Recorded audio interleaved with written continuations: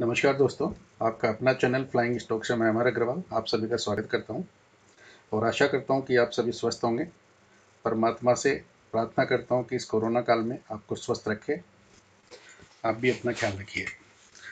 Stock market में अभी हम फंडामेंटल की बातें कर रहे हैं। अभी हम टेक्निकल पे नहीं जाएंगे। टेक्निकल पे जाने के लिए 15-20 वीडियो और बनेंगे। अभी फंडामेंटल में कुछ पार्ट होता है जिसमें हम बैलेंस शीट, उसके साथ में कुछ रेशियो देखने होते हैं, जैसे ROE, ROC, debt to equity ratio. इसी में पी और EPS भी होता है। आज हम बात करते हैं पी रेशियो क्या होता है और EPS क्या होता है, क्योंकि पी रेशियो निकालने के लिए EPS की जरूरत होती है हमें। तो हम समझते हैं कि पी होता क्या है और उसको कैसे एनालाइज करते हैं। पी रेशियो से क्या पता लगता है हमें, उसकी कैलकुलेशन कैसे है, ये सब चीज़ें आज हम देखेंगे। पी की फुल फॉर्म होती है प्राइस टू अर्निंग रेशियो।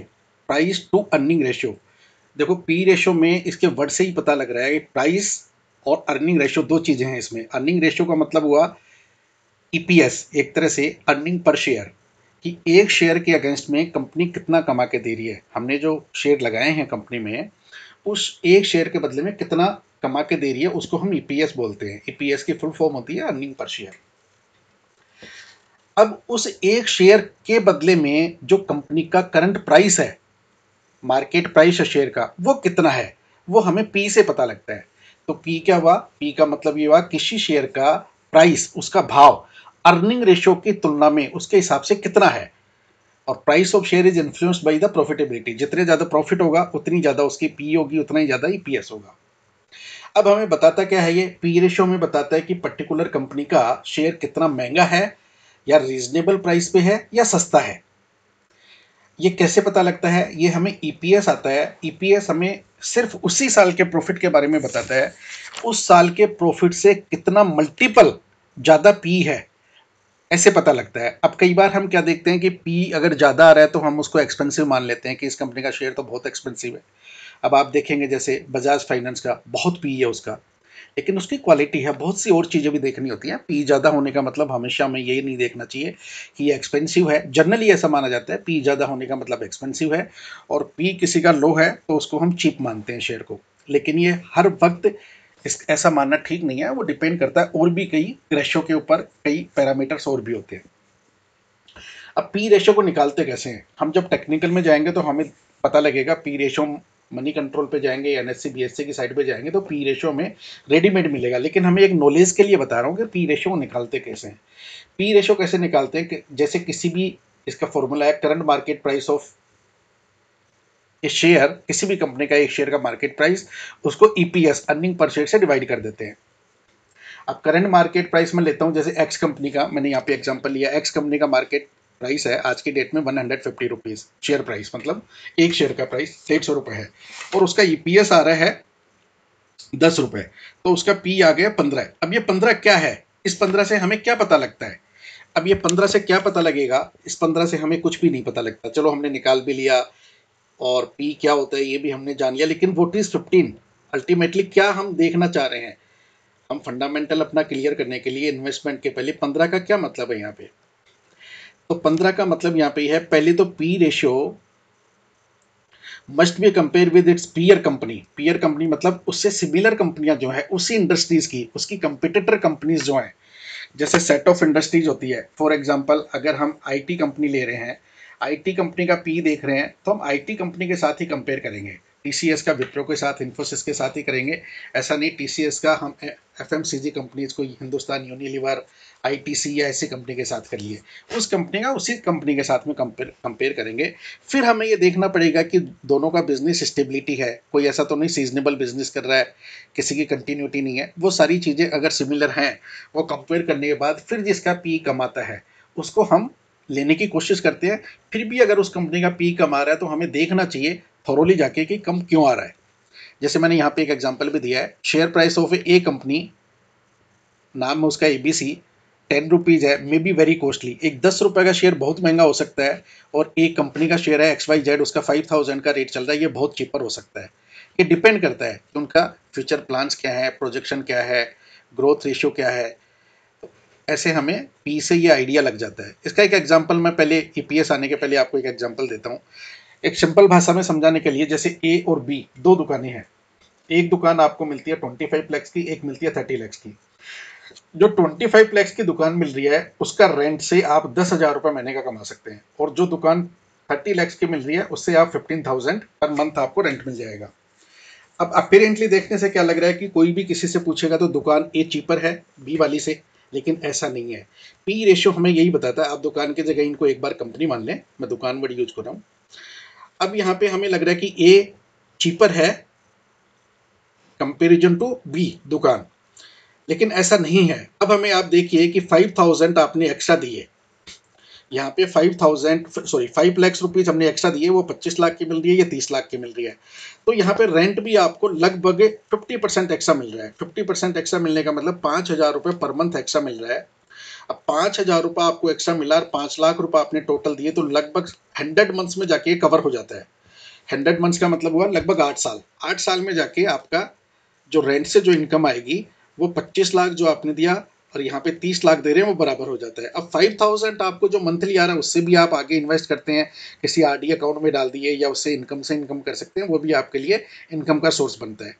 तो यहाँ पे ये कहना चाह रहा हूँ। और दूसरी बात ये कि जो आपको रेंट की इनकम आ रही है 10,000 ए दुकान से और बी दुकान से 15,000, अगर पर ईयर एनुअल बेसिस पे 10% भी इंक्रीज करते हैं तो 10,000 वाली में 1,000 रुपये रेंट बढ़ रहा है आपका, और 15,000 वाली में 1,500 रुपये रेंट बढ़ रहा है।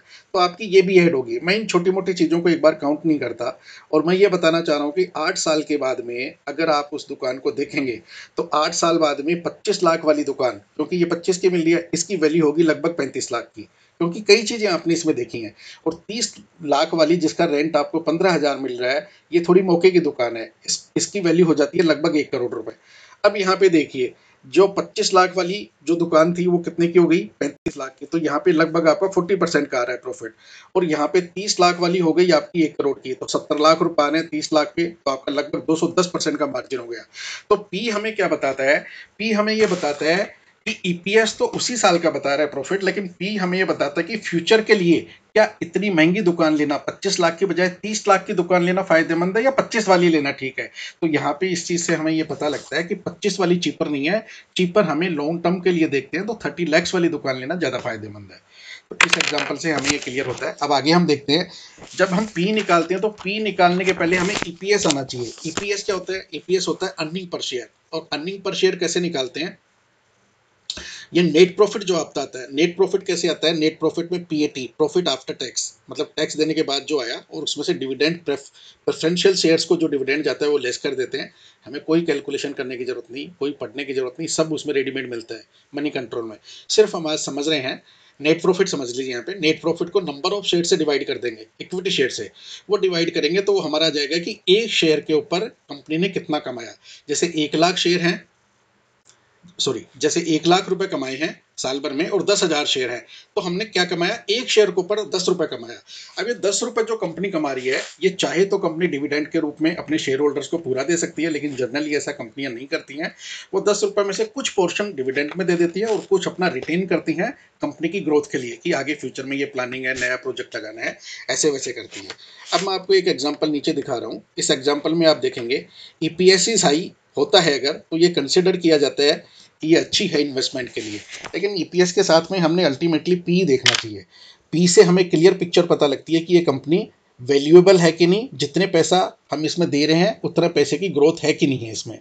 अब एक्स कंपनी, यहाँ पे एग्जांपल देखिए 2019, 20, 21, इसमें ईपीएस आ रहा है 10, 11, 12 और शेयर प्राइस है 100, 110 और 120। तो इनका पी रेशियो देखिए, हर बार ईपीएस बढ़ भी रहा है लेकिन इनका पी रेशियो देखिए आप, पी रेशियो फिर भी सेम है, कंपनी में ग्रोथ नहीं हो रही है। दूसरी कंपनी आप देखिए वाई कंपनी में 19, 20, 21 में ईपीएस आ रहा है 10, 20, 40, मतलब कंपनी प्रोग्रेस कर रही है, अर्निंग पर शेयर बढ़ रहा है। एक शेयर पे कमाई कितनी हो रही है, 10 रुपए की, इस साल में 20 की, इस साल में 40 रुपए की। तो शेयर का प्राइस देखिए आप, 150 रुपए का यहाँ पे 500 रुपए हो जाता है, और ये यहाँ पे इस साल में जाके 1600 रुपए का हो जाता है। तो यहाँ पे पी कैसे निकाला, पी निकाला आपका current share price divided by EPS, 15 आ गया। शेयर प्राइस 500 डिवाइडेड बाई 20, 25 आ गया। 1600 डिवाइडेड 40, तो ये 40 आ गया आपका। अब ये 40 देख के अभी सडनली किसी को ये पूरा पूरा नहीं हम समझाते हैं, हम ये बोलते हैं कि एक्स कंपनी का पी 10 का आ रहा है और इस कंपनी का पी 40 का आ रहा है या 15 का आ रहा है या 25 का आ रहा है।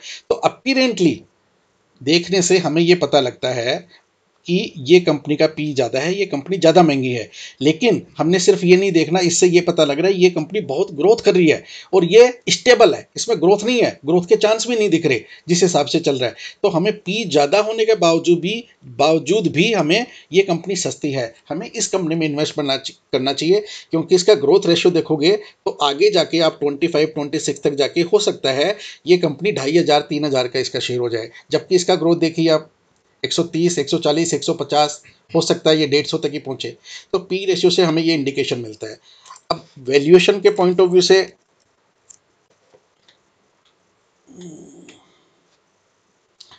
हमें बेस्ट वैल्यूएशन के लिए ये देखना होता है कि हम कौन सी कंपनी में करना चाहिए। तो हमें कंपनी में पी के साथ साथ में ये देखना है कि पी किसका कम है और किसका ज़्यादा है। जिस कंपनी का पी अगर कम भी है तब भी जरूरी नहीं है कि वो कंपनी सस्ती है।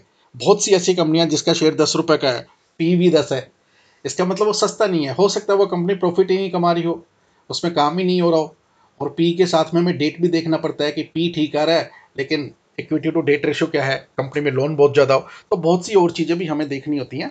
इसके साथ में हम बात समझने की कोशिश की है पी रेशियो क्या होता है और ईपीएस क्या होता है। ईपीएस में दोबारा रिपीट कर दूं, अर्निंग पर शेयर होता है, एक शेयर के ऊपर हमने कितना कमाया वो ईपीएस होता है। और पी निकालने के लिए हम क्या करते हैं, current market price particular share का उसको ईपीएस से जो एक शेयर पे कमाया उससे डिवाइड करते हैं तो उसका पी आ जाता है। अब पी किसी का 15 आ रहा है, उसका मतलब क्या हुआ कि किसी का 15 पी आने का मतलब है कि एक साल की इनकम जो कंपनी कर रही है उससे 15 गुना, 15 मल्टीपल में उस कंपनी का शेयर को हम खरीद रहे हैं आज की डेट में।